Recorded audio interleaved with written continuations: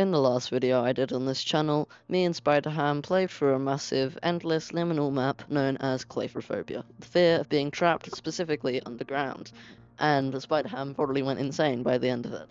The end is never the end. The end is never the end. He went completely crazy, I don't even know where that's from. Anyway, this video is going to be a deep dive into the lore of Claophobia, theorizing about things with Spiderham, and then eventually revealing to him the true story of this map. Let's get into it. This video isn't going to be very edited, it's just going to be more of a discussion between us, a podcast. So, without further ado, Spiderham, what are your theories on the grand lore? How did this whole thing start?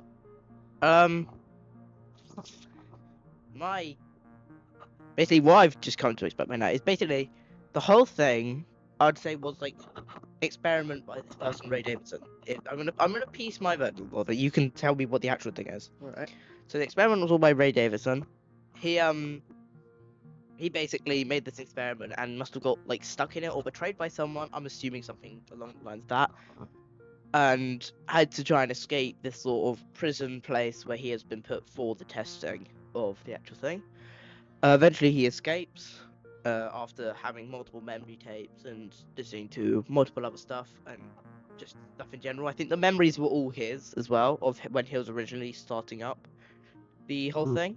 And I think when you finally escape, that's that. And like, I feel like it's still like part of the illusion, or the entire thing is in his head and he never actually escapes.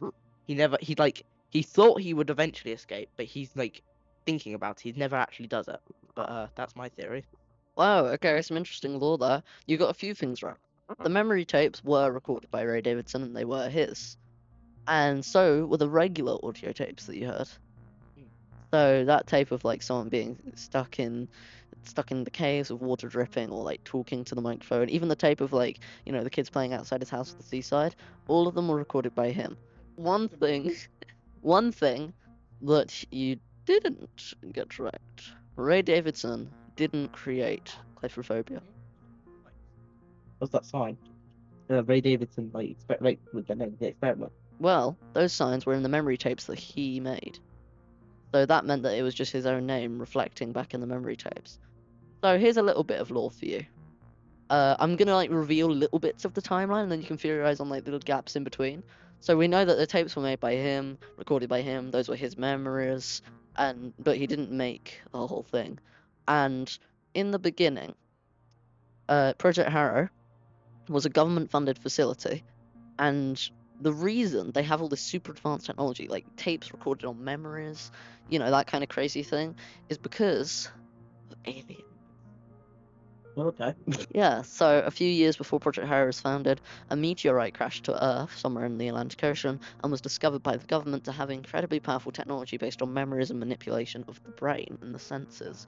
And they were given to Project Harrow for their new idea, which was founded by a woman called Lara, which is the sign that we saw in the thing. I can't actually remember her surname because I'm such a bad lore. I think it literally was just Lara on the sign. Yeah, but it was the name of the person who created the whole thing, so it makes sense that that would be in his memories. And Ray Davidson was an employee of Project Harrow, and that's why one of his memories was worksignup.mem when we saw him go into Project Harrow. Oh, okay, that makes more sense. So he joined Project Harrow, and at the end, when you're walking in like the weird simulation-y, glitchy thing, that weird like dimension, one of the signs says Ray Davidson, product tester, Project Harrow. So Ray Davidson was hired as someone who tested the inventions of Project Harrow, one of them being a revolutionary new technology, a real-time way to edit the brain and trick it into thinking it was somewhere that it wasn't. And this was called neural stimulation technology. Right. The neural stimulation technology was going to be developed to allow people to do real-life exposure therapy, which is a method of getting over fears that requires you being exposed to them. And they just finished their latest test, Claustrophobia. A digital, not real, environment about being trapped in an underground facility. The person you play as testing it. Yes. Okay. As the product tester, he tried it out, but unfortunately, forgot to turn on any safety precautions. The simulation didn't distinguish between friend or foe, and so Ray Davidson's memory was wiped, and he was trapped inside the Claustrophobia simulation. Continue. Can we leave that in? Yeah. Okay. Sorry, just check. Anyway, so yeah, Ray Davidson had recorded all the tapes already, and he just found himself trapped there one time after testing it, because he tested it before, recorded the tapes, etc., but he got himself lost. He was lost, he was alone, he escaped eventually, but this time his memory was wiped because they just added that as like a feature. And so, with his memory erased, he was simply just walking around the facility trying his best to escape. That's you. Yeah. And you know that room that was like a house? Oh yeah. Well, those rooms were a prototype of claustrophobia that was supposed to reflect the memories of people. Have you noticed how the house and the seaside kind of look like the house and the seaside from those memory tapes, but more weird and like cartoonish? That's because they were fragments of those memories. Oh, okay. So the rooms are different for different people. The rooms just try and adapt themselves to the strongest memories. And Ray Davidson lived in a small house on the beach. So those are two of his memories, going to the beach with his family and living in his house. I remember looking out the window and seeing the beach just like there. Exactly. And also the black corruption, the voidness. That is him losing his I was memory. about to say is that like parts of his memory he can't quite remember the parts of, and like Exactly. The songs that were playing by the caretaker are associated and about memory loss. here's my question: was like the end? Was it all in his head then the whole time? Like 'cause at the end, obviously it said like no escape, blah blah blah, but there was still fractured memory and stuff. So was he actually escaping? Because I feel like if he would have escaped, he would have seen the actual stuff and how it all looked. So it must have been in his head.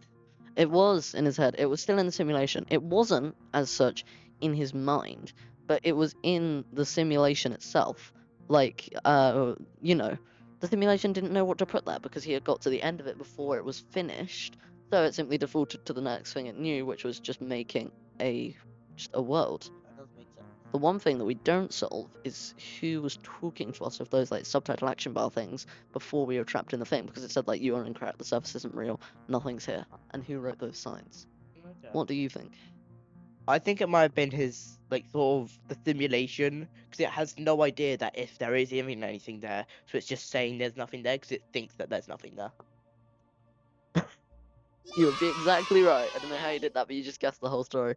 Ah, well done, mate. It's just the simulation's internal consciousness. The artificial intelligence doesn't know what to do, so it starts telling him there's nothing left for him, even though, There definitely is. yeah. You're just playing with my scroll wheel because it's so satisfying. Try not to stop the recording by accident. So, that's probably all we've got time for on the law of claustrophobia, because we've been recording for 8 minutes. It's very random. This part isn't part of the thing, but it'd be really cool if we started our own podcast, YouTube channel, like a separate channel. We should do that. Good idea, mate. We will get I have multiple emails. I can make multiple emails and stuff. So that would be really cool, actually. yeah. Yeah, we might do that. If Anyway, it's created by the time this video is uploaded, I'm gonna get Foxeye here to link it in the description. yay. It probably won't be, but, anyway, thank you all for tuning in to listening to us talk about something that you won't even know about if you didn't watch our last video on claustrophobia. Watch his Phobia video, and also take a look at my deserts video, which is on my own channel, which I recently uploaded, which has got Yeah. sort of some lore aspects, but it's also more of just a fun survival world I'm gonna try. Yeah. So, I believe that's it for the lore. I don't think there's any other story that we have to get in, but that is the story, and you can say the thing if you like. In case I don't see you, good afternoon, good evening, and And good good night. night.